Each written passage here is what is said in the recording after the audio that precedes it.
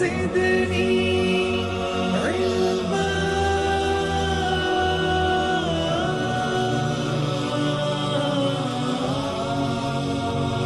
رب زدني علما ألف لام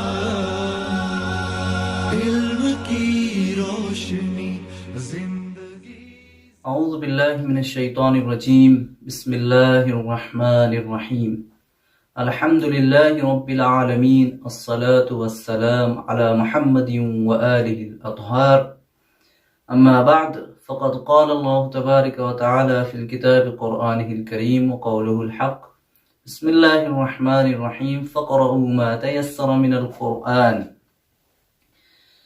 ناظرین کرام، السلام علیکم ورحمۃ اللہ وبرکاتہ۔ درس قرآن اور تجوید کے حوالے سے آج کا ہمارا یہ دوسرا درس ہے۔ پہلے درس میں جیسا کہ میں نے آپ کے سامنے بتایا تھا کہ قرآن کو کس طریقے سے پڑھتے ہیں۔ قرآن کو پڑھنے کے 3 طریقے ہیں، پہلا ترتیل، دوسرا تحریر، تیسرا تحقیق۔ پھر اس کے بعد میں نے آپ کے سامنے حروف الفبائی عربی کا ذکر کیا تھا کہ الفبائی عربی کتنے ہیں اور ان کو کیسے پڑھا جاتا ہے۔ آج دوسرا درس جو آپ کے سامنے میں بیان کرنے جا رہا ہوں وہ زبر، زیر اور پیش کے بارے میں ہے کہ زبر، زیر، پیش کو کیسے پڑھا جاتا ہے۔ سب سے پہلے میں آپ کے سامنے یہ بتا دوں کہ زبر کو کیسے پڑھا جاتا ہے۔ زبر یعنی عربی میں اس کو فتحہ کہا جاتا ہے۔ زبر دراصل میں دیکھا جائے تو وہی الف ہے، بس فرق یہ ہے کہ الف کو ہم کھینچ کے پڑھتے ہیں اور زبر کو کھینچ کے نہیں پڑھا جائے گا۔ مثلا الف زبر آ، با زبر با، تا زبر تا، اس طریقے سے آخر تک یہ بالکل الف کی طرح پڑھا جائے گا، بس یہ ہے کہ کھینچیں گے نہیں۔ بعض لوگ یہاں پہ غلطی کرتے ہیں کہ کھینچ دیتے ہیں، مثلا کہتے ہیں الف زبر آ، با زبر با۔ اس طریقے سے اگر ہم پڑھیں گے تو آخر میں خود بخود ایک الف آ جائے گا، اور جب الف آ جائے گا یعنی پورا الف آ جائے گا تو الف آنے کا مطلب یہ ہے کہ الف کو کھینچ کے پڑھا جائے گا۔ تو یہاں پہ ہم الف زبر آ کہیں گے، الف زبر آ نہیں کہیں گے۔ با زبر با کہیں گے، با زبر با نہیں کہیں گے۔ چند مثالیں آپ کے سامنے پیش کر دوں، انشاءاللہ آپ ان مثالوں کو سنیے گا اور دہرائیے گا۔ ذهب، ذهب، وجد، وجد، سالك، سالك۔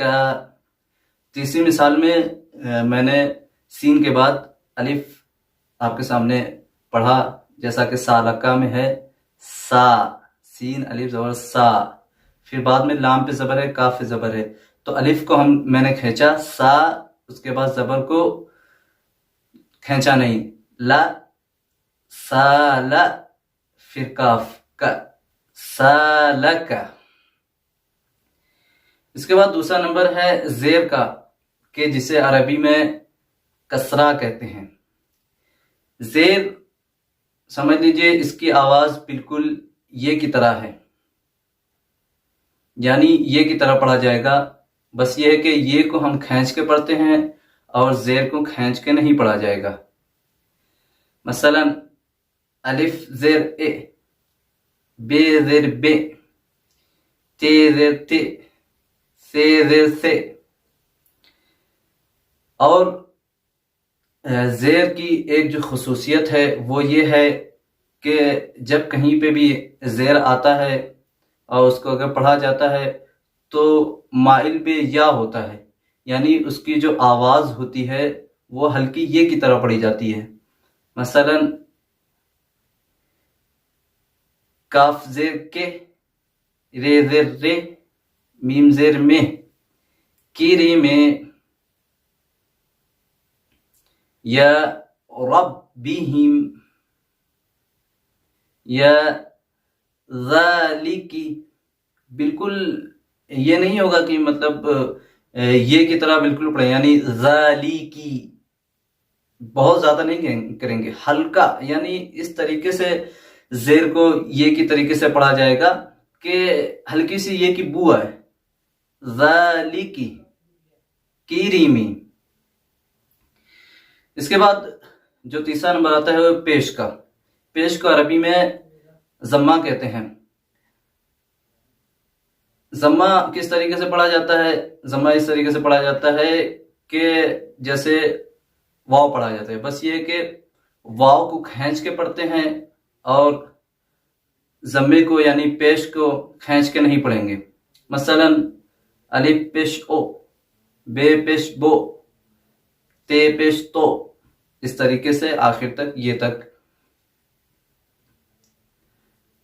اور ضمے میں بھی ہمیں ایک بات کا خیال رکھنا ہوگا کہ جب ہم ضمہ پڑھتے ہیں، یعنی جب ہم پیش کو پڑھیں گے تو پیش کی آواز یعنی ضمے کی آواز ہلکی مائل بے واو ہوگی، یعنی ہلکا سا واو کی طرح پڑھا جائے گا، اس طریقے سے کہ گویا جیسے واو کی ہلکی سی بو آ رہی ہے۔ مثلا الف پیش او، بے پیش بو، تے پیش تو، نو زو لو، نزلو،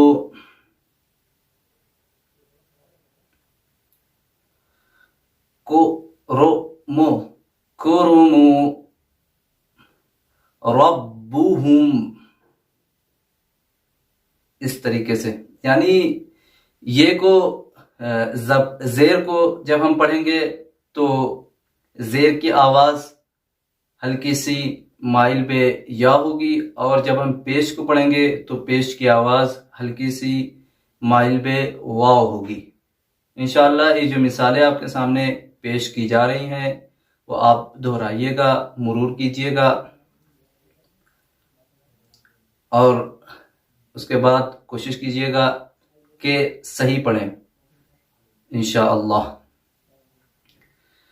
آج کا اس درس یہیں پہ ختم کیا جاتا ہے قواعد کا۔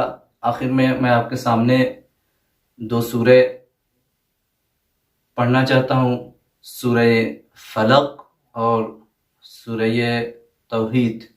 انشاءاللہ آپ یہ دونوں سورے سنیے گا اور مرور کیجیے گا، دہرائیے گا۔ اعوذ باللہ من الشیطان الرجیم، بسم اللہ الرحمن الرحیم، قل اعوذ برب الفلق من شر ما خلق ومن شر غاسق اذا وقب ومن شر النفاثات في العقد ومن شر حاسد اذا حسد۔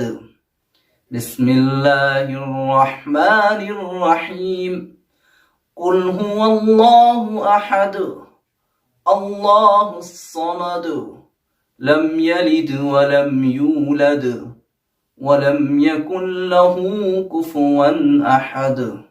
صدق اللہ العلی العظیم۔ اللہم صل علی محمد وآل محمد وآخر الدعوان والحمد للہ رب العالمین۔